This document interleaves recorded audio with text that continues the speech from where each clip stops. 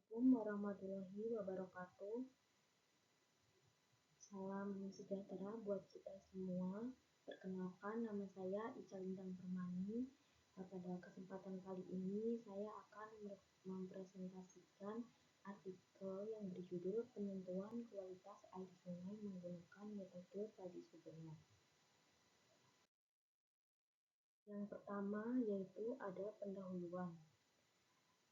Sungai merupakan salah satu sumber daya yang memiliki manfaat penting bagi kehidupan manusia, di mana sumber daya air yang masih biasa digunakan oleh masyarakat.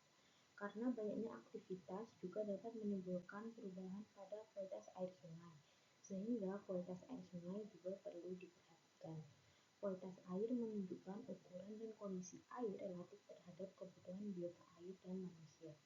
Kondisi kualitas air sering menjadi standar terhadap kesehatan ekosistem air. Maka diperlukannya cara pemantauan kualitas air dengan parameter uji. Penentuan kualitas air sungai dapat dilakukan dengan metode pengambilan keputusan yaitu logika Fuzzy. Salah satu logika Fuzzy yang digunakan dalam penelitian ini yaitu metode Fuzzy Sugeno. Fuzzy Sugeno sendiri merupakan metode yang menghasilkan nilai yaitu berupa konstanta dan juga persamaan linier. Dengan variabel input yang digunakan pada penelitian ini yaitu pH, DO, TDS, TSS, BOD, COD, dan variabel output yaitu kualitas air sungai. Selanjutnya ada metode. Yang pertama yaitu input data, yaitu memasukkan atau menentukan variabel input dan variabel output yang meliputi pH, DO, TDS, TSS, BOD, dan COD.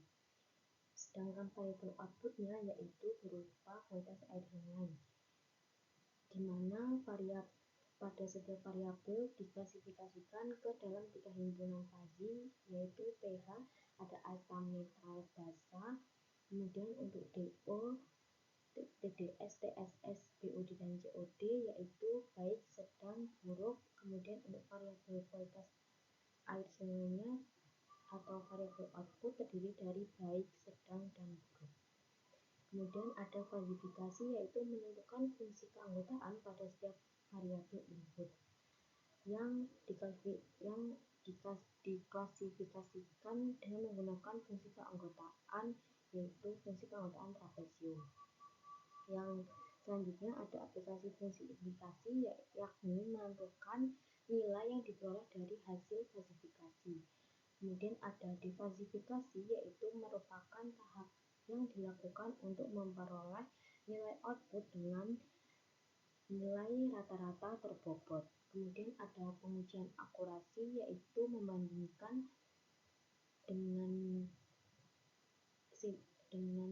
sistem dan data asli, di mana jika akurasi kurang dari 70% maka kembali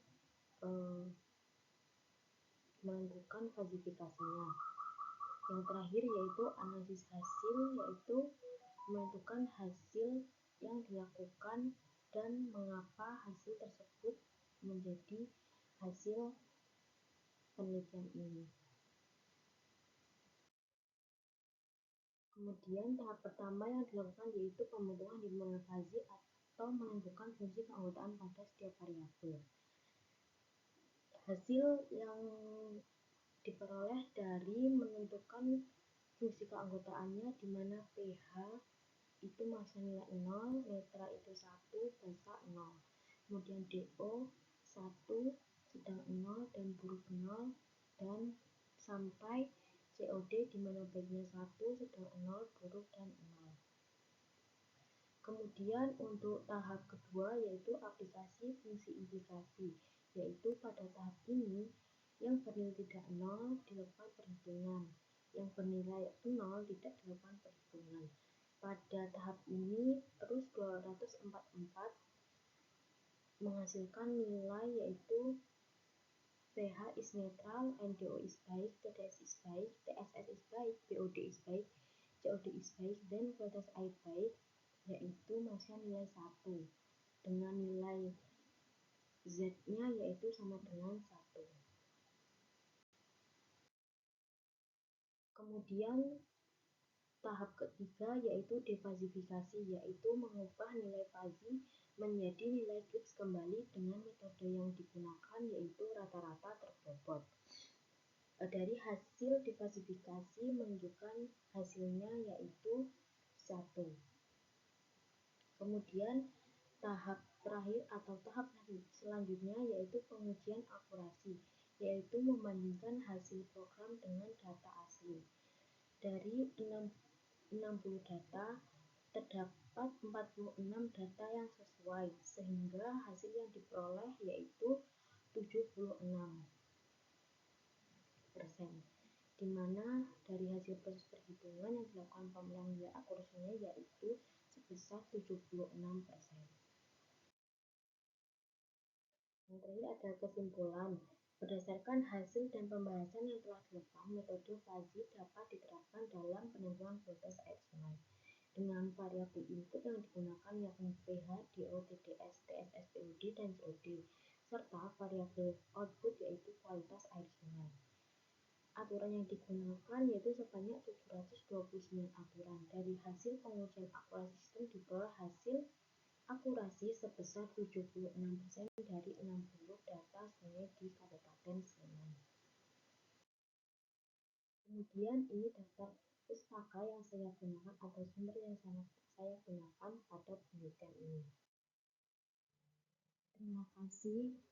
Itu saja yang dapat saya sampaikan pada presentasi kali ini. Terima kasih. Waalaikumsalam warahmatullahi wabarakatuh.